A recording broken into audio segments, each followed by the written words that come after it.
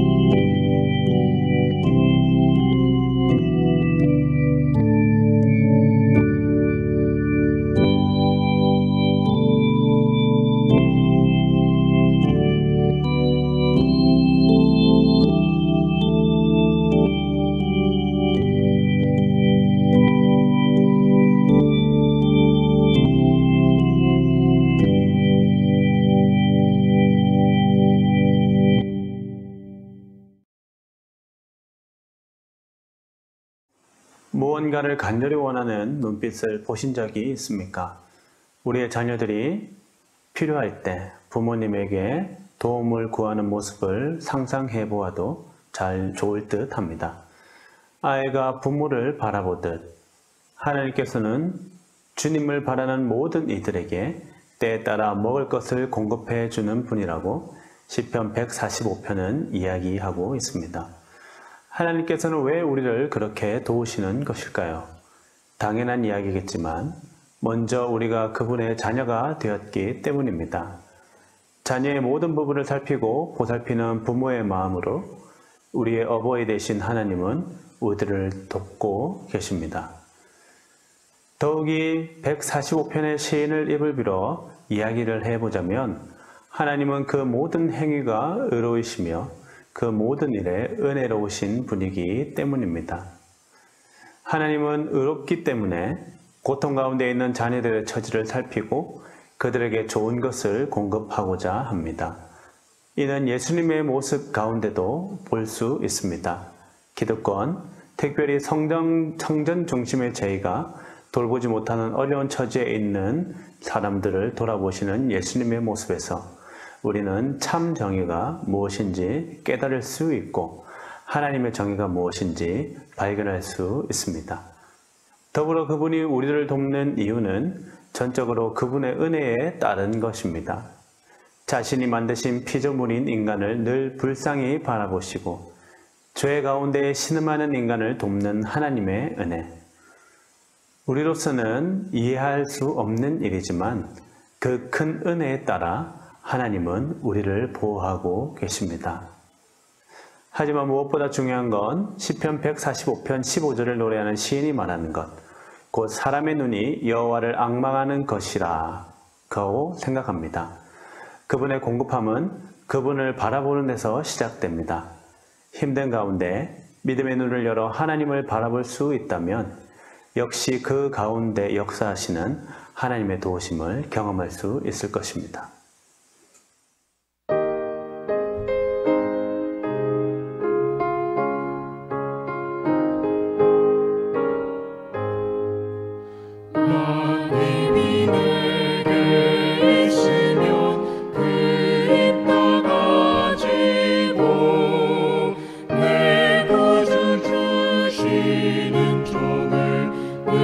찬송하겠네.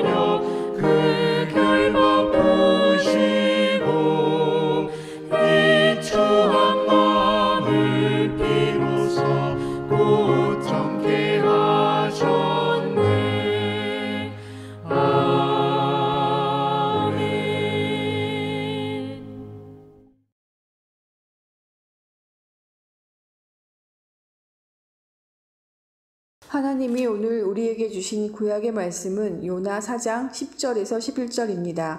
이제 받들어 읽습니다. 하나님의 말씀을 귀 기울여 들으십시오. 여호와께서 이르시되 내가 수고도 아니하였고 재배도 아니하였고 하룻밤에 났다가 하룻밤에 말라버린 이 박넝쿨을 아꼈거든.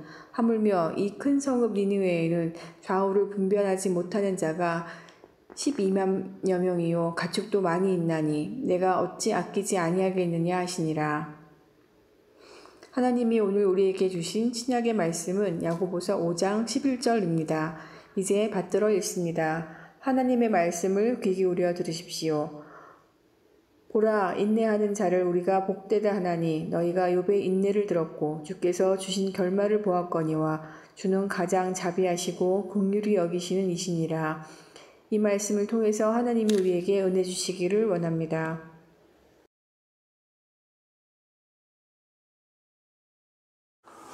오늘 함께 읽은 두 본문에서 우리는 두 인물을 만납니다.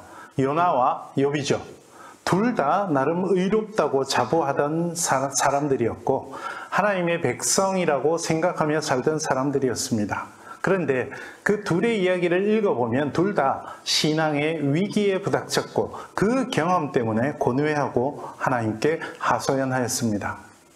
그 가운데서 우리는 두 사람의 삶과 고뇌, 기도, 그것을 꿰뚫는, 그것을 초월하는 변함없으신 하나님을 만날 수 있는 것도 사실입니다.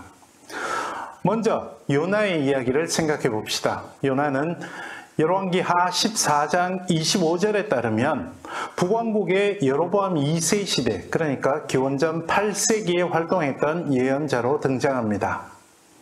그런데 그 요나와 요나서의 요나가 같은 인물일지는 확인할 길이 없습니다.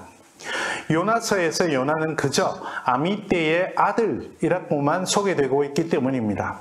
더구나 요나서에는 니느웨라는 지명만 언급될 뿐 어느 시대인지 가늠할 수 있는 단서가 거의 없습니다. 더구나 물고기 뱃속에 갔다가 살아서 나온다는 요나의 이야기는 어쩌면 실제 시대를 의도적으로 감추려 하는 책이 아닌가 하는 생각도 듭니다. 어쨌거나 요나서의 이야기 자체는 뚜렷합니다. 이스라엘 백성이었던 요나는 니느웨를 지극히 싫어했습니다. 얼마나 싫어했던지 하나님의 명령마저 거스르죠. 1장에서 요나는 이스라엘의 동쪽에 있는 니느웨로 가라는 하나님의 명령을 듣고 아예 서쪽 바다에 있는 다시스로 말 그대로 도망쳐버립니다. 우여곡절 끝에 니느웨에 도착한 요나는 사흘길인 니느웨에서 고작 반나절을 돌아다니며 40일이 지나면 니느웨가 무너지리라 라는 말 한마디만 합니다. 당연히 북이스라엘의 관점에서 보자면 나라를 멸망시킨 적국의 수도이니 미워할 만하죠. 하지만 열왕기에 나오는 요나 시대와는 차이가 납니다. 그래서 더더욱 요나의 이야기가 역사보다는 교훈에 초점이 맞춰져 있음을 알게 됩니다. 어쨌거나 이렇게 니느웨를 싫어하는 요나의 억지로 한 한마디 말에 여러분이 아시는 대로 니느웨에는 엄청난 일이 벌어집니다. 니느웨가 말 그대로 통째로 회개하는 일이 벌어졌던 것이죠. 오늘 본문이 있는 요나서 4장은 그에 대한 요나의 반응과 하나님의 가르침이 대화 형식으로 이어집니다. 하나님은 그렇게 배타적인 민족주의에 빠진 요나를 가르치시려고 박넝쿨과 벌레를 쓰시죠. 요나는 자기가 심지도 않은 박넝쿨이 뜨거운 뙤약볕을 가려주는 것을 좋아합니다. 그런데 벌레가 그 박넝쿨을 다 갉아먹자 하나님께 화를 냅니다. 말 그대로 죽도록 화를 냅니다. 그때 하나님이 오늘 본문 말씀으로 요나에게 되물으십니다. 요나는 제 손으로 심지도 가꾸지도 않은 박넝쿨도 그렇게 아꼈는데 하나님이 손수 지으신 니느웨의 백성들을 아끼는 것이 당연하지 않겠냐는 질문으로 끝맺습니다. 요나서는 이렇게 답이 내려지지 않은 채 질문으로 책이 끝나죠. 아마도 이 이야기는 포로기 이후 배타적 민족주의로 갈라지고 나눠졌던 사람들에게 적격인 교훈이었을 것입니다. 하지만 오늘 우리도 마찬가지 아닙니까? 이런저런 이익으로 모여있는 집단들이 서로의 이익을 지키려고 다른 집단이나 개인을 해치는 일이 우리 주위에 얼마나 자주 많이 벌어지고 있습니까? 그런데 요나서에서 배우듯 하나님은 우리의 이런 개인주의와 집단 이기주의의 은총과 자비의 본성으로 경종을 울리십니다. 오늘 신약 본문에서 만나는 인물은 구약 성경에 나오는 욥입니다. 야고보서에서는 욥을 인내의 모범으로 듭니다.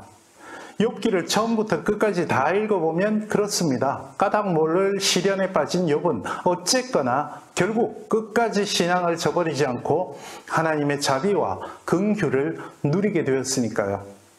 그런데 우리는 그 과정을 다시금 눈여겨보아야 합니다. 욥의 인내, 그 과정에서 욥이 무엇을 어떻게 하였습니까? 또 무엇을 어떻게 깨달았습니까?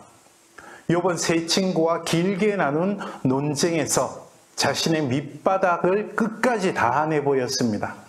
친구들의 비아냥과 섣부른 가르침에 욥은 때로 분노하고 억울해합니다. 심지어 하나님을 향해서도 분노와 억울함을 숨기지 않습니다. 여러분, 이것이 잘못되었습니까? 물론 표면적으로 보면 어떻게 하나님께 저런 말을 서슴지 않고 내뱉을 수 있을까, 그런 생각도 하게 됩니다. 하지만 영적 성숙의 관점에서 보자면 이 과정은 하나님 앞에서 하는 자기 성찰을 그대로 보여준다는 생각도 하게 됩니다. 자기 속에 무엇이 있는지, 어떤 감정이 또아리 틀고 있는지를 직면하는 것이죠.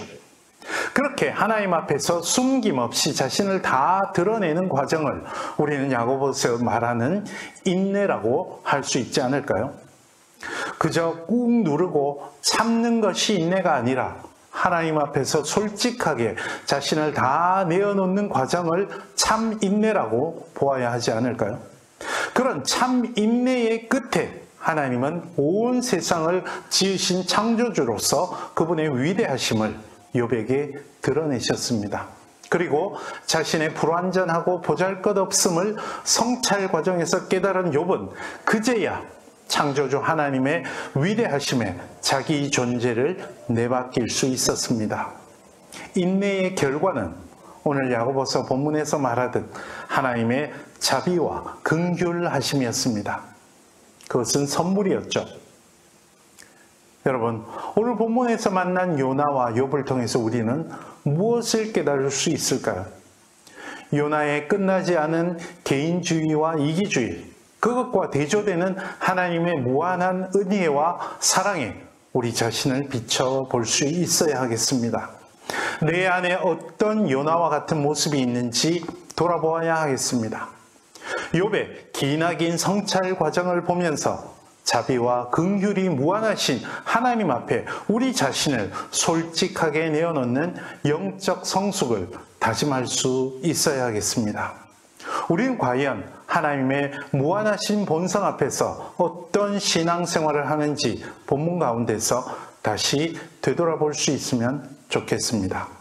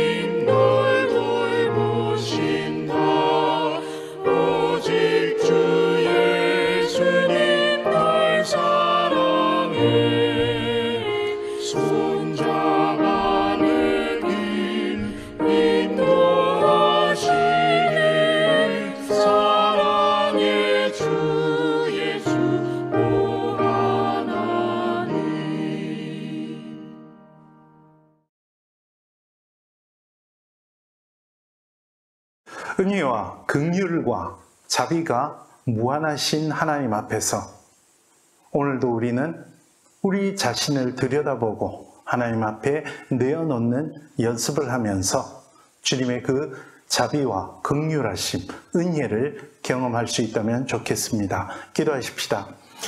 주 예수 그리스도의 은혜와 하나님 아버지의 사랑하심과 성령님의 교제케 하심이 이 자리에 머리 숙인 주님의 사랑하시는 백성들과 그 삶 가운데 지금부터 영원토록 함께 하시기를 간절히 축원하옵나이다. 아멘.